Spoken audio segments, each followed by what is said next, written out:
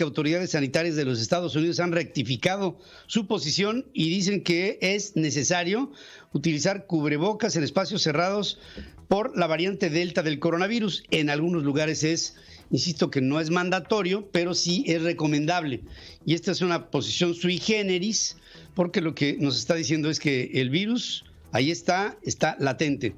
Empresarios de autoridades de los Estados Unidos y de México promovieron el cruce de trabajadores mexicanos sin visa, sin pasaporte, todo para vacunarse en territorio norteamericano y después regresar a sus labores cotidianas en México. La Secretaría de Salud mexicana resolvió que las personas con esquema completo de vacunación no son vulnerables ante el COVID. Hugo López-Gatell, subsecretario de Salud, asegura que la probabilidad de morir por COVID durante la tercera ola de la pandemia es del 2%. Qué bueno, señor López-Gatell. Legisladores de todos los partidos rindieron homenaje a René Juárez. Y bueno, pues este homenaje, lo único que me explica, y perdón que lo diga así porque pues el hombre murió, es el grado de podredumbre que hay en la vida política en México. Es una podredumbre cuando le rindes homenaje a un hombre como René Juárez. Perdón que lo diga, porque dicen que para santificarse lo primero que tiene uno que hacer es morir. Pero pues yo tengo que ser, digamos, en mi postura yo tengo que ser firme, porque pues él representó parte de un sistema podrido del sistema político mexicano. Personal del Hospital General de la Zona número 27 del Seguro Social bloqueó el eje 2 Norte en demanda de insumos de protección contra el COVID. Ocupación hospitalaria superior al 70% por encima de niveles seguros de atención, es lo que reporta la Red de Infección Respiratoria Aguda Grave. Jaime Bonilla, gobernador de Baja California, impulsó una reforma constitucional para que Guillermo Ruiz Hernández, Tito Ruiz, permanezca no por 6, sino por 9 años al frente de la Fiscalía General del Estado. Esto le da pues a él un pase, ¿no? Para que todo lo que haya hecho el gobierno no le pase absolutamente nada. Silvano Aureoles, gobernador de Michoacán, pidió a la Organización de Estados Americanos no permitir que México se convierta en un narcoestado al referirse a la Estrategia Nacional en contra del crimen organizado, esta de abrazos y no balazos, sus efectos y la crisis de seguridad que desencadenó y que el gobierno mexicano no reconoce. La Suprema Corte de Justicia de la Nación rechazó suspender una reforma a la Constitución de Tamaulipas que busca proteger al gobernador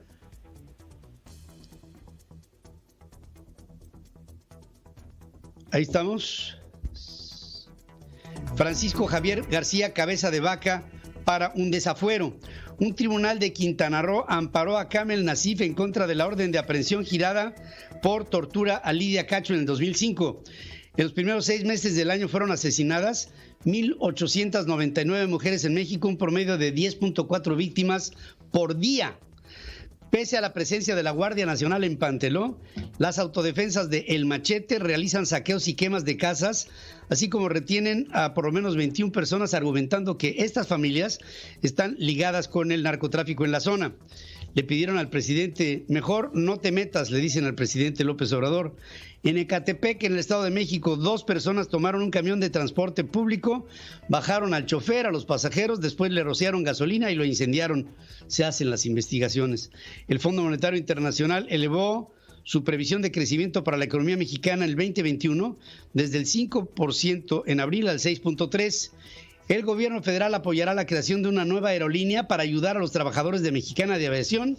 Se me hace muy incipiente ese apoyo. Estamos hablando de un préstamo por $150 millones, de los que el 60% los está pidiendo una compañía, Altán Redes, que estaba trabajando para darle infraestructura de Wi-Fi a zonas en México en donde no lo hay. Y se ve claro que Altán Redes tiene una liga muy clara con el gobierno de la Cuarta Transformación. Ahora pretenden hacer una especie de resurgimiento de Mexicana de Aviación con un capital que desde nuestro punto de vista no es suficiente. El Banco de Desarrollo para América Latina le da a la Comisión Federal de Electricidad un préstamo por $200 millones revolvente para fortalecer su liquidez y su sostenibilidad financiera. Se había dicho que no iba a haber endeudamiento, claro, para atender a las empresas privadas, pero para atender a los monopolios públicos parece que sí lo hay. Bueno, sí lo hay. Durante el segundo trimestre del año, la utilidad neta de la Comisión Federal de Electricidad cayó 13.9%. Una nota bárbara. Moody's rebaja la calificación de Pemex de B mayúscula A minúscula 2 a B mayúscula A minúscula 3 y mantuvo una perspectiva negativa, lo que hace que el papel de Petróleos Mexicanos ya sea un papel basura.